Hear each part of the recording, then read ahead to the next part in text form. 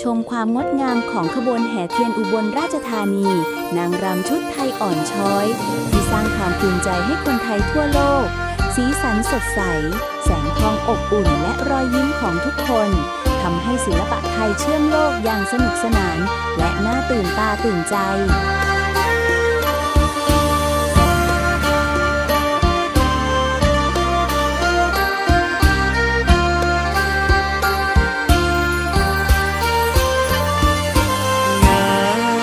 แคว้นแดนธรรมอุบลดุจจะดวงกมลรับพระทิพากรเบ่งบานสอดแซมซ้อนลอนดังว่าแก้วคำก้อนนิกรทน